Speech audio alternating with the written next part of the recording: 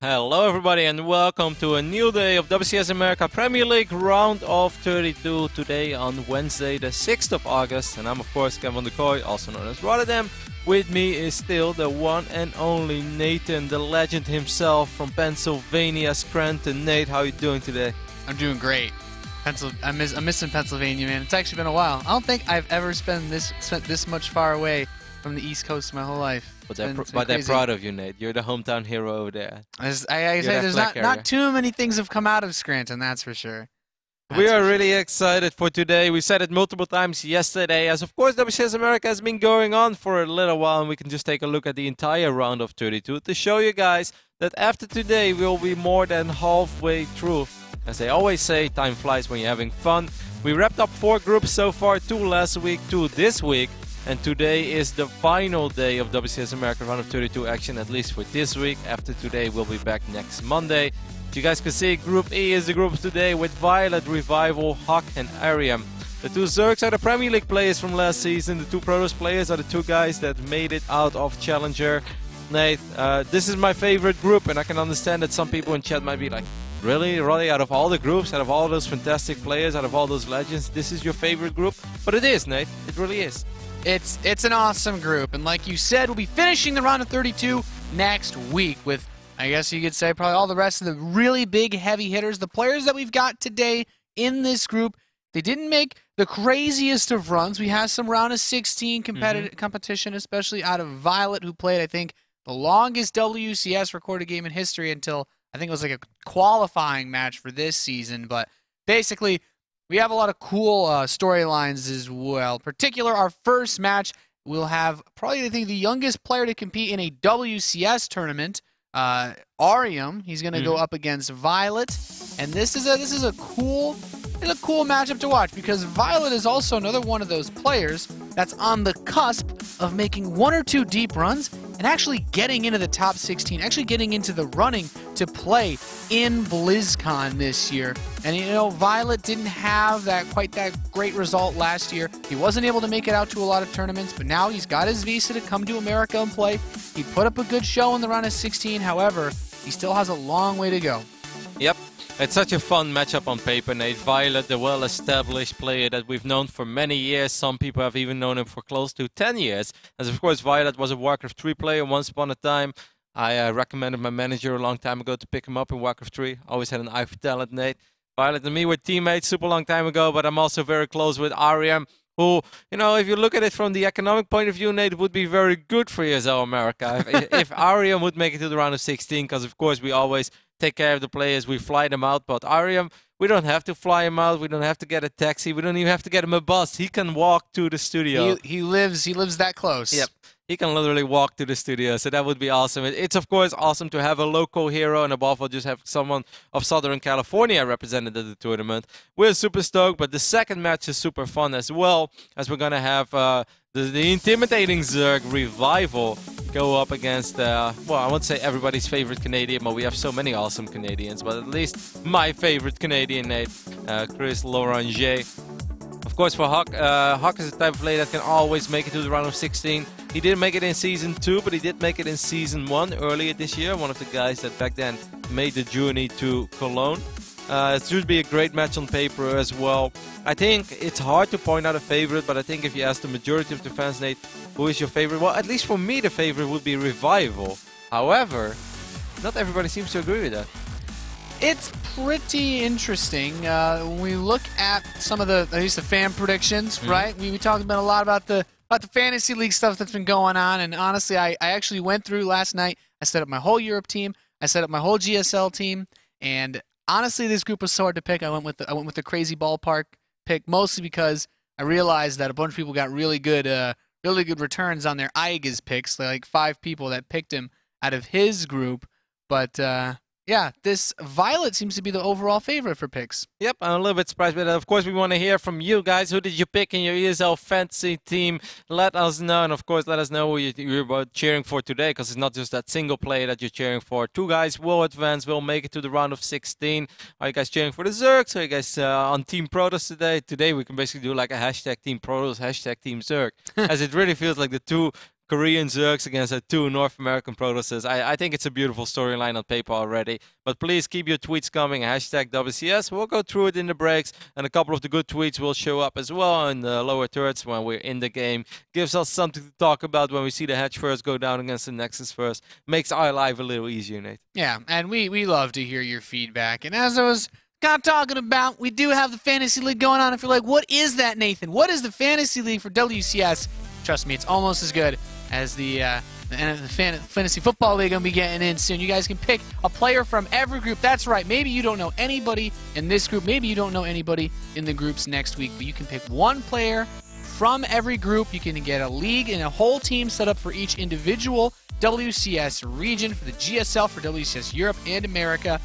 And basically, you score some internet points, some, you know, you could call them whatever you want, your esports points, your WCS points, your own personal ones, and compete. Show your friends, yeah, I actually do know who the underdogs are and who's going to be able to win these groups, because it's just another cool way to keep track of, you know, WCS overall and kind of see where the upsets are really coming in from. It's been cool so far. Yeah, it's really fun to keep track of the statistics and also to see if my picks are in line with what the people think. Because, you know, I think if you know, like I said before, if you ask me if you have to pick one clear favorite in this group, now I don't think there is a clear favorite. There's no one I would put a crazy amount of real money on. However, if I would have a free bet, I would always put it on Revival. Yeah. I feel over the last 12 months, he's the most established player. He has done the most that I've been very impressed with. Had a good run in WCS America Season 1. Had a good run in WCS America, I think last season even, right? Last season wasn't too bad. Revival kind of got... Which group did he get knocked out of? Maybe a round of 16 group. I don't even remember seeing him here, though. Okay, well, then would be the same as what happened last year. Either way, Revival has a couple of good results, and he's, in general, a force to be reckoned with. Either way, we're going to jump into the very first game of the day, which doesn't include Revival, but it does include viOlet and Arium. We're excited for this one. Our first map is going to be played on Nimbus, and over here, on the right top side of the map, we have the youngest player currently in any of the WCS regions. You might wonder what you're doing with your life when I tell you that he's only 14 years old. He is my insanity's Arium. Look at those stars and stripes, Nate. That American flag. You feel the passion, Roddy? They should have actually changed it to the Californian flag just one time. I want to see the bear walk. I can dig it. His opponent in the bottom right position, a very well-established Zerg who had a very interesting run last season in WCS. He's been playing in a lot of online cups. He is viOlet. He's currently teamless. He's represented by the CS agency. He's been bouncing around lots of tournaments. He's been participating in a lot of the Battlegrounds events that have been going on in North America. And he's kind of always been a strong force in these North American tournaments, but especially the last year. Since he got his visa, since he got cleared to come live in the United States, he's had a much bigger presence in a lot of the online tournaments and pretty much every North American event that's taken place in 2014. Yeah, he had a rough start because he wasn't really playing a whole lot of StarCraft in the first few months, or in the time that he was in Korea and that he wasn't in North America, as we have a small pause. Not sure what's going on. viOlet is not letting us know yet. But hopefully everything should be good to go soon. Neither players are actually letting us know what's up.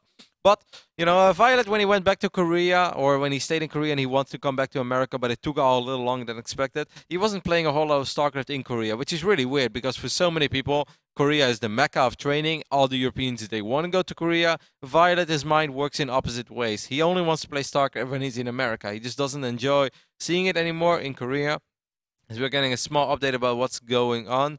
Now viOlet is actually lagging. Now that's bad. That's not the way that we want to kick off our awesome broadcast, but this does allow more and more people to come in. Does allow you to invite all your friends, hashtag WCS, and let them know that this group is going on, and you are currently watching a 14-year-old North American Protoss go up against a very, very successful Korean Zerg player. Yeah. Arium, I think I had a chance to talk with him. I think he says he has the title of the youngest Grandmaster player ever. At least of known. I would assume maybe a player like Maru. I don't know, but we don't know when he got in. Well, he won a GSL match when he was 13. Yeah. I don't think you're gonna win a GSL match if you're not GM, Nate. That's true.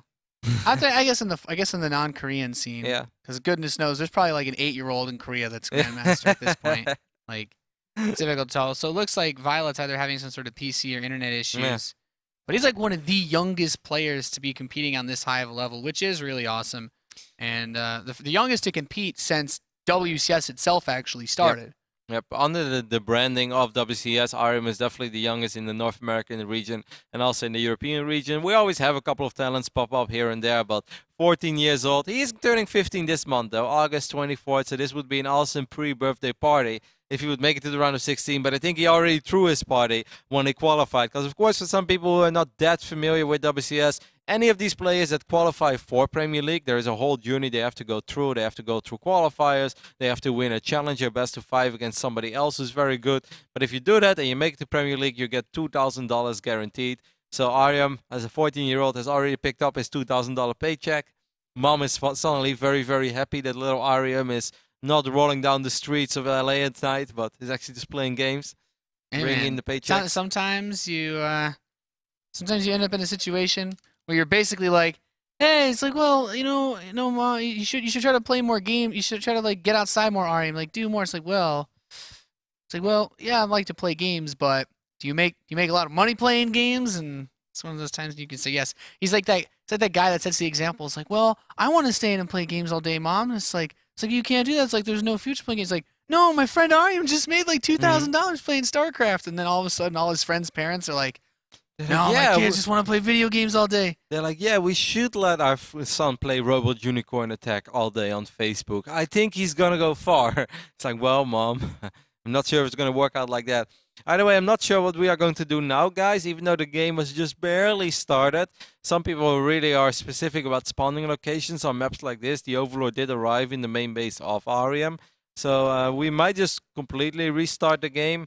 I'm actually not even sure if ViOlet is currently online or not. ViOlet is back online. Okay. But basically, we're going to check if it's okay to do a remake, because, as sometimes I feel like Nimbus, the spawns can play a bit of an impact. Obviously, we're not quite at the point where it was like Deadwing, where the spawns were actually a huge deal, especially before they patched the horizontal positions. I remember a couple games are pretty crazy.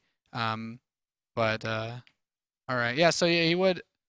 Yeah, it's kind of an interesting discussion, because when you really think about it, if Arium saw the Overlord in his base, he might, maybe if his strategy works out better with certain spawns, he might be less inclined to switch it. I don't know. I mean, we can theory craft about it all day long, but I don't think anything we will say is super accurate, because, I mean, there are definitely certain builds that you would do on vertical and not on cross, but you can't really let your entire game be thrown off because of this minor issue like this, because what's it going to change in the long run? Like, okay, if you get cross now, should you be really upset? It's not going to change anything, so you're going to have to stay calm. Perhaps this actually allows Arium to calm down a little bit as well, because I can imagine I'm sure he was very nervous. He wrote in chat multiple times that his heart was beating out of his chest, so, having stuff like this, that kind of like gives you a little bit of time to just like let it all calm down. It's like, okay, I'm just playing a game of StarCraft. Man, just chill.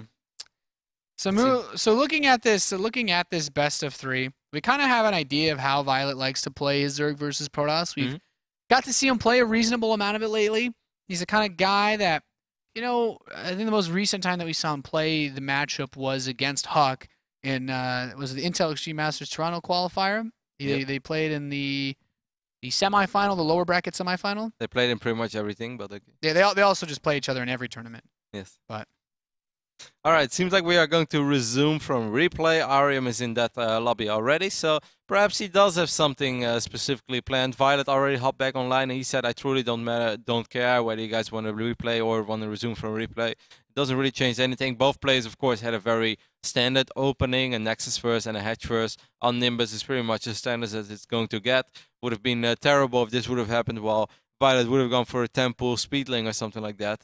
That would change a whole lot. Yeah, it's tricky, because by ViOlet basically saying that he had a computer issue, it wasn't an internet issue, that he's wasn't able to maybe build his units at the time that he would have liked to. So, I mean, his entire thing froze. Yeah, and then he disconnected. Yeah, I guess he pulled the plug in a good way, because like sometimes when you just hit the button.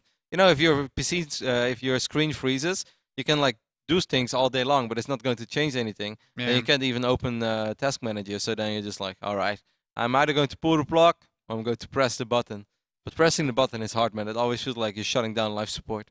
It's like, ugh, I'm not sure. Hold it. My computer, it's going to wake up. No, it's going to start working. It's going to start working. Let the button go. So we're going to recover the replay. I don't know at what point we'll be recovering to. I guess a few seconds before he disconnected. Yeah, probably as close as we can, I imagine. Which makes sense.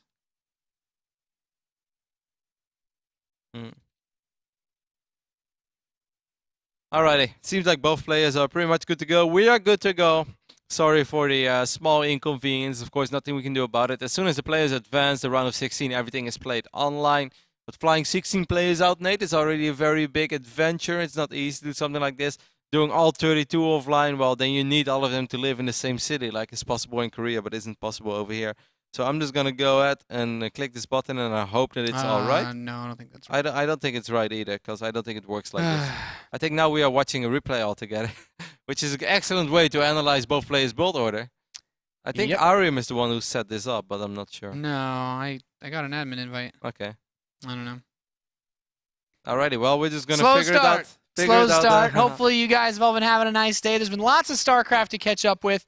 Earlier today, GSL Code S played out its very first group with, I won't spoil the results in case any of you guys weren't able to actually watch those matches. I won't spoil, but there were definitely some interesting results, to say the least, and hopefully you guys have been tuning in to all WCS. I believe WCS Europe Premier League will be starting up next week, is it? With their yes, I believe so. I mean, the groups have been announced. I took a look at the group of Ro32. You said he's mad. I really don't think he has a whole lot of reason to be mad. I think it's an okay drawing for Ro32. Well, I mean, Ro32 just told me he's mad because he has to play versus lots of Terrans. He's like, people say Protoss OP, but I never beat Terran. I'm like, well, yeah. It's kind of interesting, actually, because Todd's group in WCS Europe, he has, like, you see a player like Maro, and like I would normally pick Todd over Maro, but Maro is like beat MVP and TVT. Yeah, this is kind of the resurgence of Moro, though, because like if you talk about old school StarCraft 2 players, and of course Moro goes back to the Brood War days as well, but if you think about the very first Premier League tournament that was ever played in StarCraft 2, of course everybody will remember that final at Gamescom back then between Moro and Idra. So it's actually remarkable to see someone 4 years later be in the most prestigious European league while you already won your very first tournament ever, and just the very first tournament in StarCraft 2 in general. Talk about some of them, make sure that you don't forget me. That would not be good. I think we're going to try to do this one more time. Yeah, we're just going to restart the game. Alrighty. Just change it all up, because goodness knows how much information is already been put out there. It's hard to hide the information when everybody starts watching the replay together. Today we learned. Alright, so both players are ready. I'm ready. I'm just going to fire it up, and I hope that this is all good to go. Yeah, but, if you guys have been enjoying WCS so far, WCS America, we've actually seen a good amount of feedback. A lot of you guys tuning in lately, especially. Hopefully you guys have been enjoying it. It's been good. Let us know. Tweet at us. Hashtag WCS. Everybody know how much StarCraft you've been liking. I feel like WCS America's results have been very different compared to last season, especially with some of the upsets. They've been fun. And today, Nate, is a group that on paper, as much as I love both of the Korean Zergs, to have one of the Protoss players advancing, I think would be awesome. To have both of them advance would be fantastic. If we have the two Zergs advancing, I'm definitely not sad, because I like both Revival and viOlet a lot. They're both very good. Both have what it takes to go all the way and win the tournament. So every single result today is exciting, but I think for most people that would definitely be extra exciting if we have one of the North Americans advance. Either way, we're loaded into Nimbus once more, as it was apparently, you know, we just decided to go with this route. First we tried to do it different, but in the end, the players and admin have agreed to do it like this, so we're just going to start from scratch, and then this is the official start of WCS America Round of 32 Group E, and my insanity's Arium, the youngest player currently in WCS, is our blue Protoss spawning in the left bottom side. Yep. His opponent in the top right, representing the CS agency, the Red Zerg, currently living in Atlanta, Georgia. He is viOlet. Both great dudes, Nate, and both of them, what I also really like about this group, and we went over this already a little bit before the broadcast went live, is that often you have an overwhelming favorite, and sometimes you have like a weakest link in the group, and obviously upsets are always possible. Look at Igus, for instance. I think a lot of people would have said like, well, if you have to go up against Aigis, you should be alright. Well, Aigis surprised us and he said anything is possible. But let's say 8 out of 10 times when you have an obvious strongest player and when you have an obvious, you know, least accomplished player or the weakest link in the group, you can often say like, okay, you know, even if you lose your first series of the day, it should be alright, because then you're going to go against the loser of the previous series, and in the end it will still come down to one final series, because even if you win your first series of the day, you're going to go up against that monster opponent. In this group, I don't think it's set in stone that player X is going to beat player Y in any given circumstance. Like, nothing is set in stone. Of course, you know, Revival is a favorite over Arium, but do I think that Arium can upset Revival? Yes, I seriously believe that. Yeah, anything could happen. That's one of the cool things, is we saw some interesting strategies busted out by Arium in his challenger match against the Chinese Zerg player Courage, and I already like kind of how this game started off for him. This drone taking this assimilator is kind of interesting.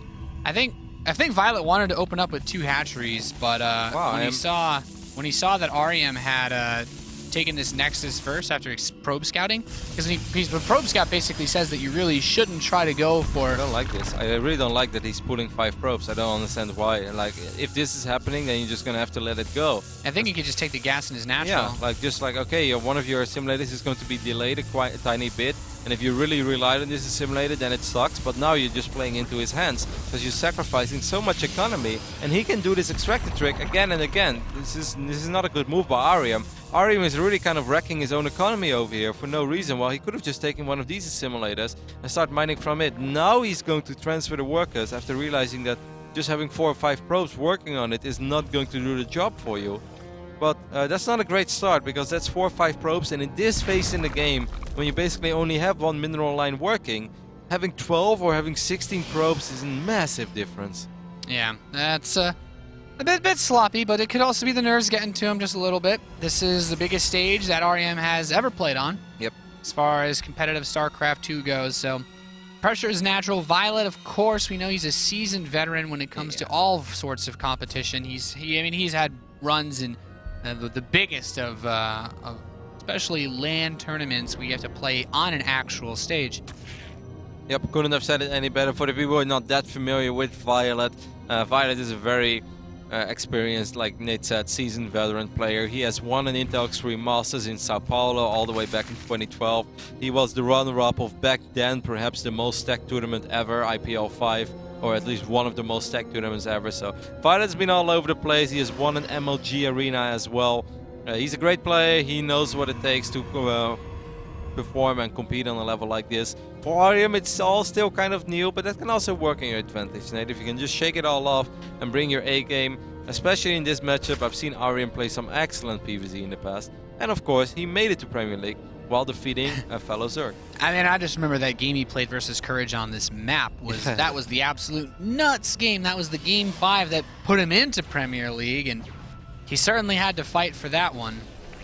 Yep, so it's a Stargate opening. Ooh, he just went for 4 gates, but now he's adding 1 more gate in the front. This Overlord on the south side, though, is really going to spot things that Arium did not want that Overlord to see.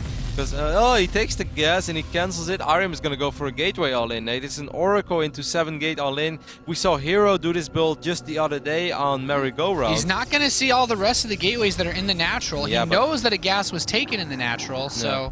But he sees that this simulator is not taken, and that's already such a big deal. 2 Spore Crawlers are going down. viOlet does have speed, so that's going to make his life a little easier. If he snipes the probe, which he does, this is a really bad start for Arium, because you need to have pylons up on the map when you want to go for a build like this. Actually, Arium is in a lot of trouble already. Yeah, that Stalker is in a bit of a difficult spot. Definitely do not want to lose that. He's going to warp in some Zealots to help defend it, but this pylon... He's already actually walled himself out of his main base, so... Also, there's a Roach one down already, and Roaches are really good against stuff like this. So now Arium is going to take additional assimilators. Now he's going to warp in the Twilight Console and the Forge as well. So it's a change of plans. Oracle is not really going to find a whole lot. There's only a single drone here, and above all, there's a Spore Crawler in every single base. Yeah, this viOlet's got everything locked down for the most part. And now that Arium has retreated back into his main base, he's just going to kill this pylon off, saying, yep, you're not going to get any aggression done versus me. No dice here. And so far, things are going pretty smoothly for viOlet. Yeah, very smooth. Blocks Arium just a little bit. I actually have no idea where Arium is going to take this from this point on. The Oracle is going to try to pick off a couple of drones that are being transferred. That's nice and all, but as you guys can see, still 11 more workers on the production tab. Above all, viOlet has absolute map control now. Zerglings over here, as Zerglings over here knows his opponents on 2 bases, and he has Zerglings at the front as well. So is Arium going to try to go for some crazy charge lock attack and maybe then wipe in a Templar Archives? Charge Lord Archon, is that what he's going to go for? Because I have a hard time imagining he wants to go up to 3 bases while opening up with charge. Last time I checked, Nate, it's not a very viable strategy. Yeah, definitely not something that I tried it actually. I tried it multiple times in the past because I really like messing around with charge lots. But then, if there is like 15 roaches hugging each other, you're gonna have a very bad time. Yeah, it's a really tricky situation because now the roach speed's coming in, and the infestation pit is coming as well. And we all know that especially versus gateway units, swarm hosts are pretty damn good, and they are a unit that viOlet maybe he won't go straight towards, but I wouldn't be surprised if he did. No, I wouldn't be surprised either, but I also think that if I was viOlet, I would just make nothing but roaches. You see 11 roaches on the production tab. Roaches in very high numbers are extremely effective against Charge Lord Archon. If you only have a few roaches, then the Charge Lords can definitely deal with it because they're going to swarm around them. But on high numbers, even if you make a couple of force fields, the roaches will have so much DPS. Above all, they're going to be very tanky and beefy, especially with both upgrades going down. Arium is going to go for this crazy all-in with a lot of charge lots with a couple of Archons in the mix, but I think viOlet is going to be so well prepared, Nate, that he's going to have 35-40 roaches waiting for this attack, and it's going to be very hard for Zealots to kill that amount of roaches. Yeah, especially with the Zerglings that he's had trailing behind to push this away. Arium actually turns around again. Fires a blink, that's interesting. Yeah, I guess he's got to try to get a robo. He's going to try to take a third base now, but he still has more pylons strung out on the map. They're going to get killed as well.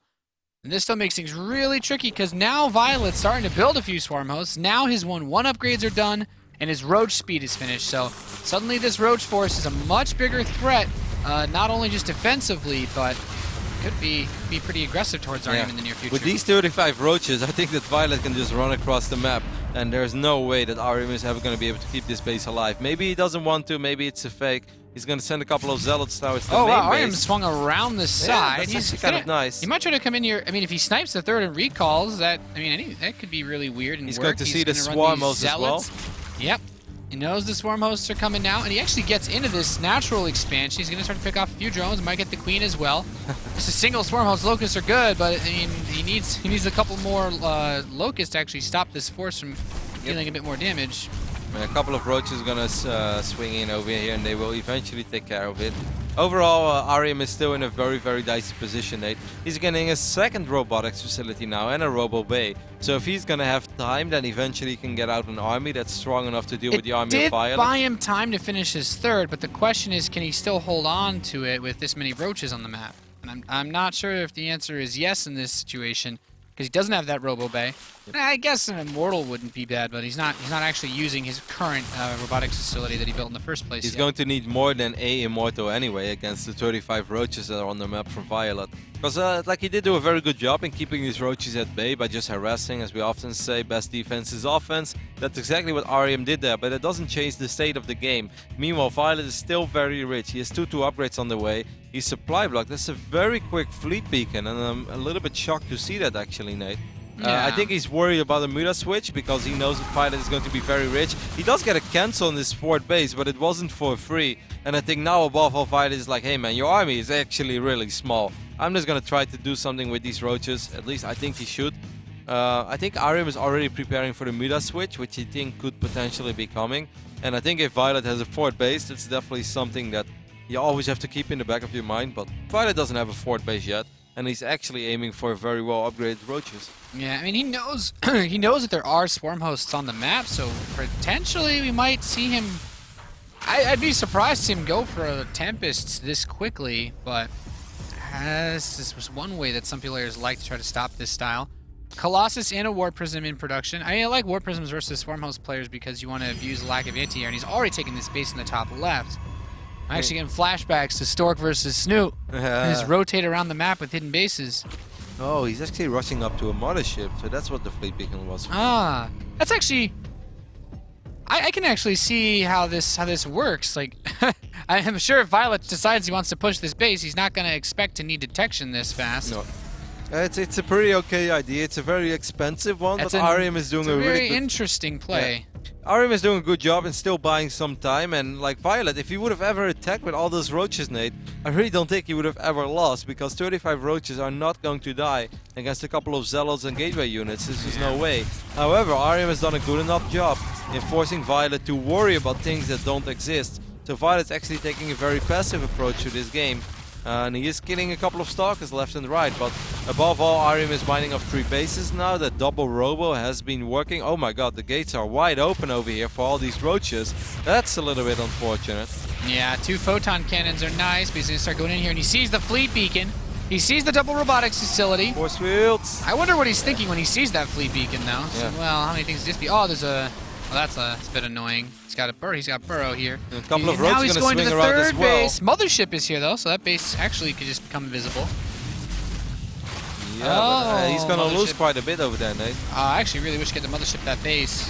Actually, cloaking that Nexus with no overseer nearby would really help him. Not a single observer is out on the map, so these 4 roaches are still undetected. Now 1 observer will pop, so that's a very good moment for that observer to show up.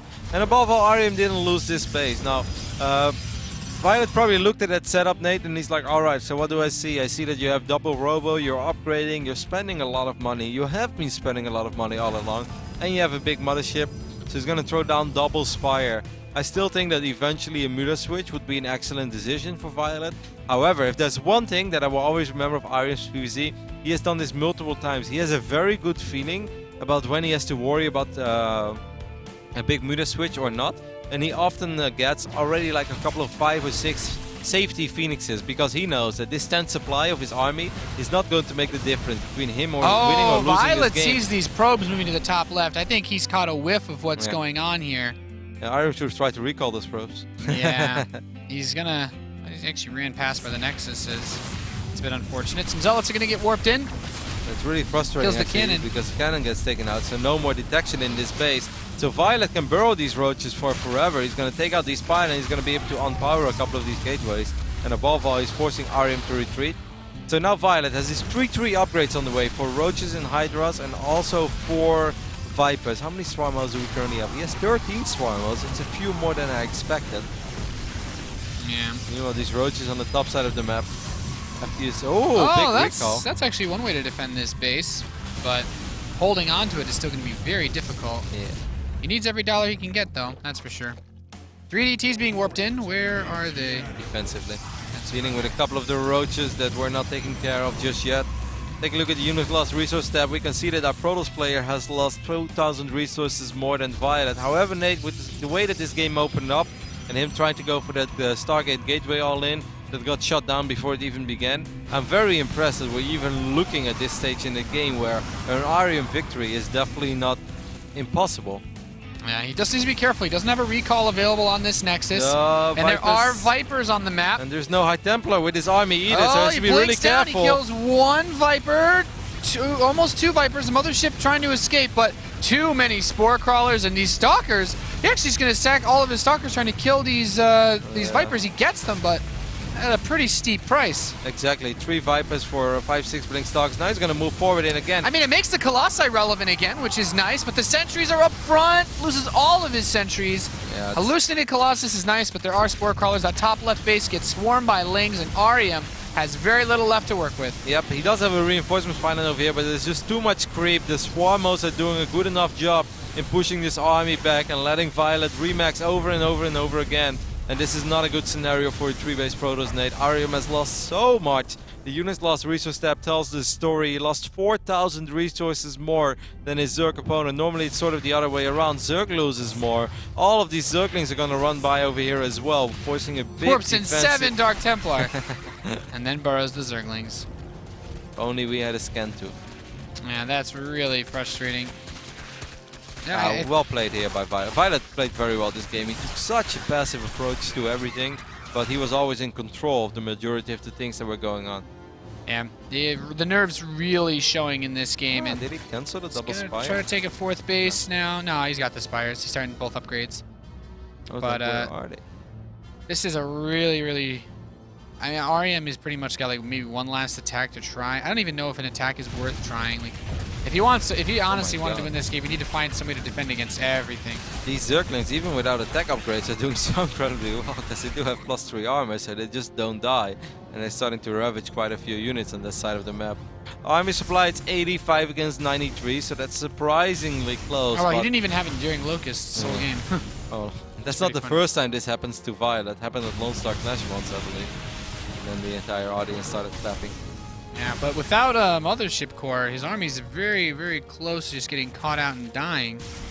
And now he's got it with his army.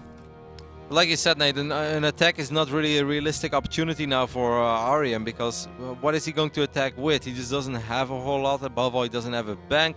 He's still struggling with a few Zerglings. He lost a lot of probes as well throughout this game. Oh my god, viOlet has killed 52 workers.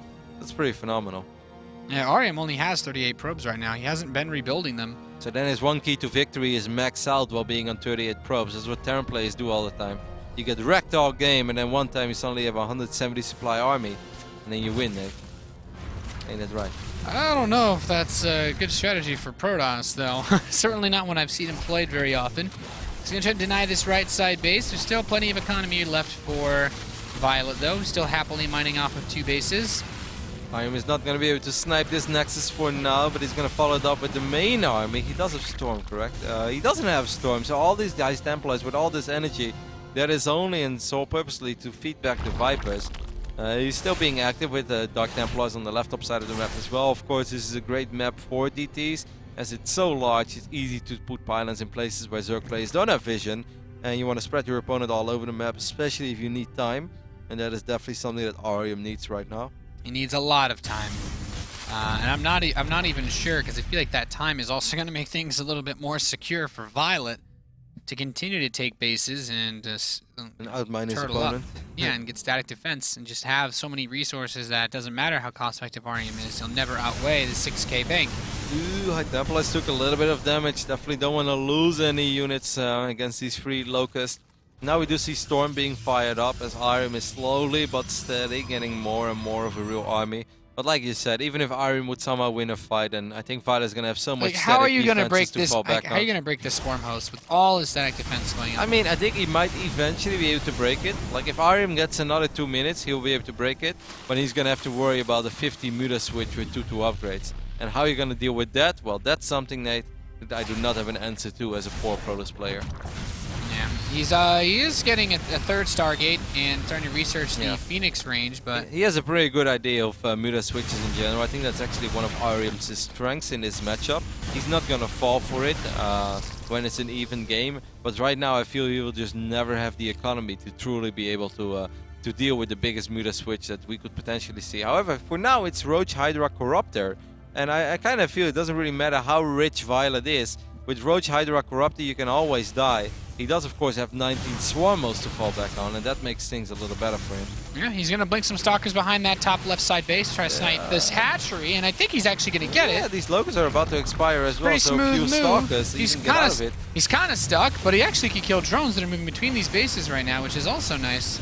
Because all the Swarm hosts are targeted in the top, the center. He did lose a Colossus in the middle of the map.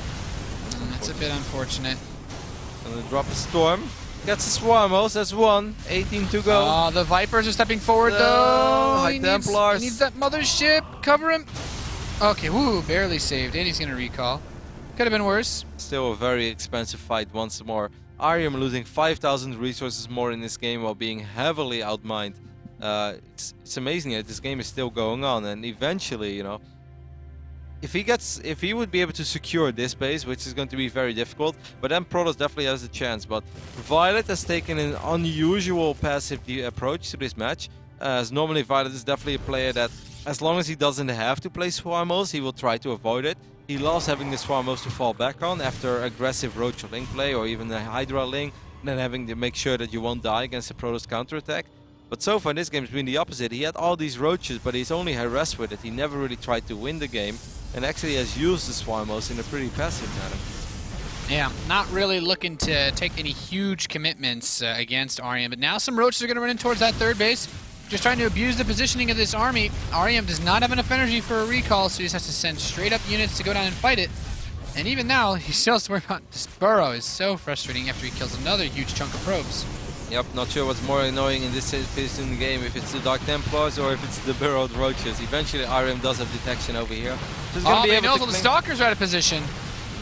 Yeah. Oh, he's gonna bring. All the Vipers are here with these Oh god. There are Templar as well. Good feedbacks actually land on all of them, but the Hydralisks just target down that mothership, and suddenly, well, he actually can just let the Locust continue to attack now. Yeah, that could have been worse for Arium.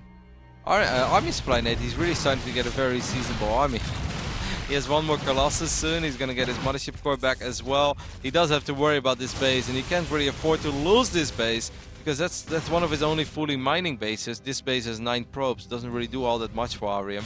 He's right now mining not even that much less than viOlet. He's mining a lot less in the gas department, but mineral-wise, it's sort of even. He has how many Colossus left? He has 5 Colossus left. That's normally an okay-ish number. He needs to get off of this creep, man. Trying to fight these locusts. The swarm hosts have already ran out of town, so he tries to. He's hallucinating some void rays, hallucinating some colossi. It's cute, but that was a very expensive little engagement there for Arium. He's losing High Templar. He lost 2 Archons. He lost 1 or 2 Stalkers over there as well. And in the end, what did he truly kill over there? He killed a couple of static defense buildings that don't really serve that much purpose for viOlet. viOlet's gonna have 3/3 upgrades ready for his flyer units in the near future. So he could actually just try to go for it, lose everything, and switch into 50 Mutalisk. Right now there's just no way that Arium has money to deal with a 50 meter switch. It's just impossible. Take a look at the larva count. We have 46 larva saved up. Right now that's exactly the right amount of larva that he needs for the maximum amount of gas that he can spend for Mutalisk if he wants to. Yeah, these Stalkers been jumping around a nice little bit, but he moves his army away towards the the Hydralisk Corruptor Force, and now his Nexus is exposed to the Swarm Hosts. Yeah, has to be extremely careful. The Swarm Hosts are forced to engage his army in the middle of the map. Now Arium actually forced to split up his army. That's always really awkward as a Protoss. Yes, these are Blink Stalkers, but they will still be pretty much trapped wherever they go, because there's Spine Crawlers, there's Swarm Hosts, there are Hydralisks, there are Roaches. So a couple of Stalkers will fall. There are 10 more Corruptors on the production tab now for viOlet. That's almost going to give him enough army to just A-move into whatever Arium has left. The Locust did take care of the Nexus over here on the left side of the map. Arium losing a few High Templars, losing the Stalkers.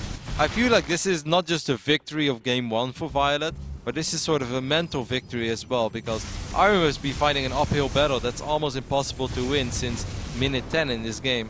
One moment I sort of started to believe in a small, you know, at least getting an army out that's strong enough to fight, but viOlet is picking him apart here in a meta that's almost like unfair, because viOlet is so much richer, so he's able to do that.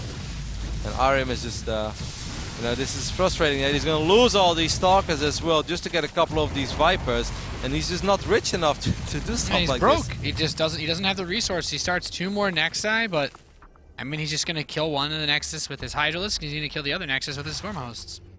This is like a double victory, man. viOlet's taking the mental victory over Arium in game number 1. This is a tough defeat, that's for sure. I mean, he has a couple of Colossus still running around. He has 3 Void Rays, he has 2 High Templars, and he's harassing a little bit with Zealots on the left top side of the map. That's cool. But of course, guys, this all goes 4 Nexus on the production tab. That's really funny. He's like, I need a base. Yeah. I don't care where it is, I need a base. Exactly. And I need probes as well, so I'm going to try to produce like 6 probes at a time. A couple of High Templars are once more falling to these Locusts, and things are just going better and better for viOlet. For Arium. Trying to hang there. Yeah, viOlet actually has very little income with this base being taken down, but the problem is with his bank and his current standing army, he just can't really be stopped. GG! The viOlet's going to take game number 1 over Arium. Corrupt is starting to work on the Void Rays over there in the Colossus. So viOlet takes game number 1 after being ahead for an incredible amount of time in this game, or incredible amount of time. This all goes back to the start. Arium decided to bust out the good old Oracle into a 7 gateway follow-up.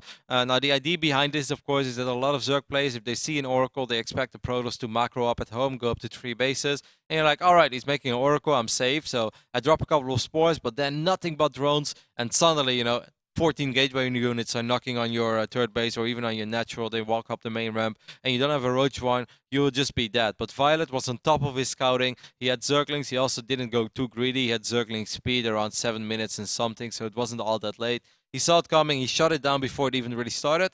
Then Arium is like, all right, well, this didn't happen, this didn't work. Let me try to follow this up with a big charge slot and Archon attack and see if that can work. But then viOlet already had like 25 roaches waiting for that attack. So Arium is like, okay, this is not going to work either. Now I'm just going to have to go up to 3 bases. And he did get sort of away with it, but he was so incredibly far behind that even sometimes it didn't really show. Perhaps in the supply count, he really was very far behind. After you go for 2 strats that don't really work, and he's still trying to hang in there, it's really hard to turn it around. Yeah, that's a, you try to do a couple things here and there, one slip up, you get distracted, and I feel like the nerves, especially, like a classic case of just, a little bit of an, like, what do I do moment, as Arium pulls those probes to fight that extractor that's building in his base, and I can understand, it's like, yeah, you want to take the gas, but I mean, with the time, because he went Nexus first, he actually could have started as a simulator at his natural and would have finished the same time as the Nexus. Like, it wasn't even an issue. It would have been delayed maybe for a few seconds. Maybe everything would have been thrown off for 15 seconds, but it would definitely not have been as bad as having 4 or 5 probes not mining. Because, of course, we often say this, guys, but you have to understand, if you have 50 workers and you pull 5 to take care of something, it's not really a big deal because you still have 45 probes mining, and those 5 probes, they only represent like not even 10% of your potential income. However, if you have only 17 workers and 5 of them are not mining, then suddenly 35% of your potential income is gone. And in that phase in the game, it's huge, especially because all the builds normally line up so perfectly. You just have enough money for your Stargate.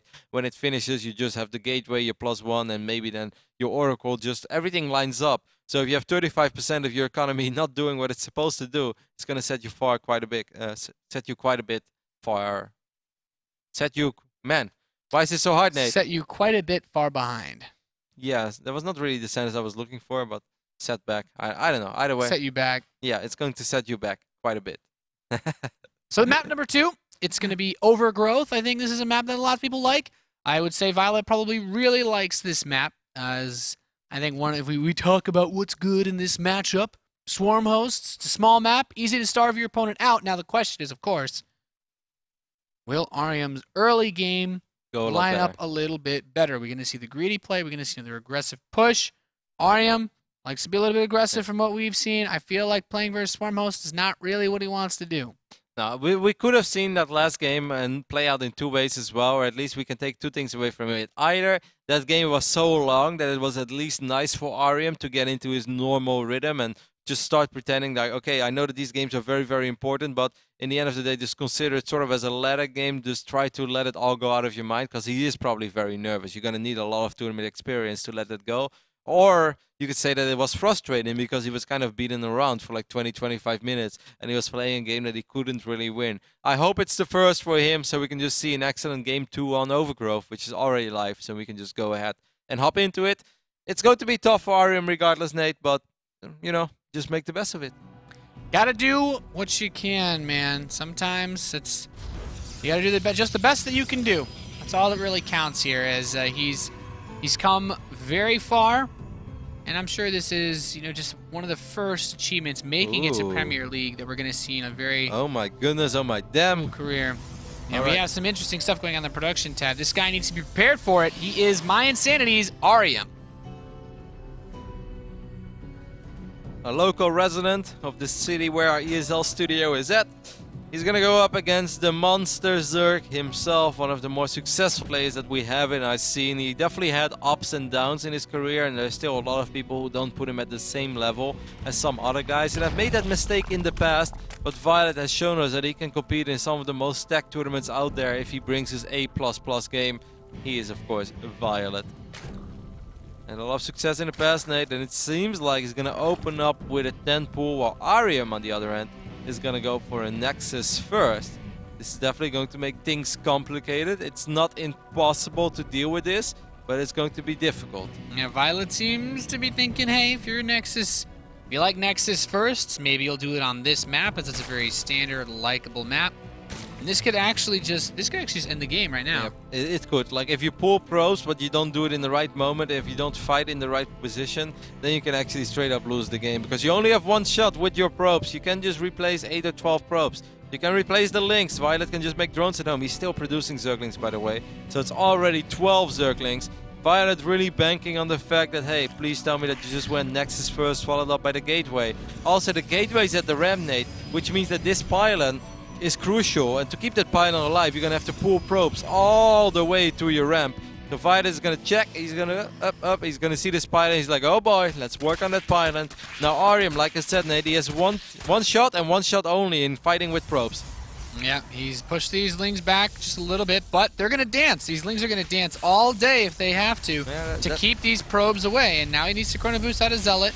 Yeah, the ideal scenario here is that he manages to not lose too many probes while also finishing that Nexus and actually defending his base. Yep, and that is actually not unlikable. So far he's doing an okay job. There goes the first probe, but he has to make sure that he keeps this pylon alive, because viOlet is just waiting. Like, yeah, send your drones back to mining, please do that. Now he's gonna go for the pylon. There is a Zealot out though. The Zealot's gonna buy time. Yeah. This is actually a good start for Arium. Yeah, he has to watch out. I mean, I really feel... I feel like the miracle scenario is that he does there's something he can do to keep that Nexus alive, but that's just not going to happen with how many Lings have been built by viOlet. Yeah, you're right. viOlet has streamed so many Lings across the map. Actually went all the way up to 16 Lings. Yeah. An unfortunate start here for Arium. Oh no! This is kind of an unfortunate fight, and also Zealot squeezed through at the ramp. Two things going wrong at once for Arium.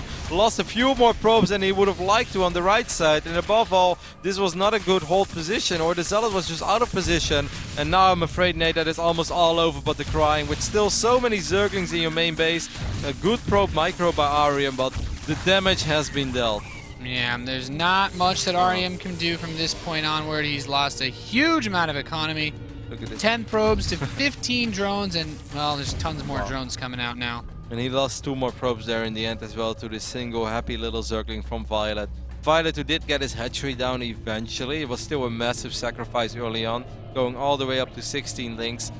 Arium was chrono boosting out an empty gateway at a certain point in this time. I really think if he would have had that second Zealot a little quicker, in an ideal world, he would have been able to save that Nexus, and he would have also not lost too many probes at home, because with 2 Zealots, your life just becomes so much better than it is with 1. Oh, that could... In a couple of seconds, it all came crashing down for Arium. The Zealot letting the... Is it possible for the Zealots to block out the Link? It should, right? Yeah, I think it's just off position. It must have been off position just a little bit. Or maybe not on hold position, that it moved forward and it squeezed out of position. And Arium knows that he is incredibly far behind after scouting the natural of viOlet. He looked at it, he saw the amount of drones there, and he said, like, well, I can try, but that's just going to be a Nimbus all over again, but then even worse, fighting an uphill battle. This time he didn't want to do it. So viOlet picks up the first win of the day in our exciting Group E in a pretty convincing manner, Nate. There's nothing else to it. viOlet took a very, very safe, casual approach game 1, but he was aware of everything. Was aware of the gateway Oracle all in. He was aware of the potential charge slot follow-up. He always had the pieces in the right place. Rolled the dice a little bit in game 2, but it worked out for him. Yeah, viOlet, seasoned veteran. I think he realized that he had the mental edge there and just decided, an aggressive build. He's probably a little bit tilted. Maybe he'll just go back with, what he's most comfortable with, and it, seemed to be Nexus first in this series. So viOlet's going to move on to the winner's match, and Arium will face the loser of our next series. We're going to have Huck versus viOlet after a short commercial break. Ladies and gentlemen, you're watching... Revival. You're watching WCS America Premier League Group E. We'll be right back.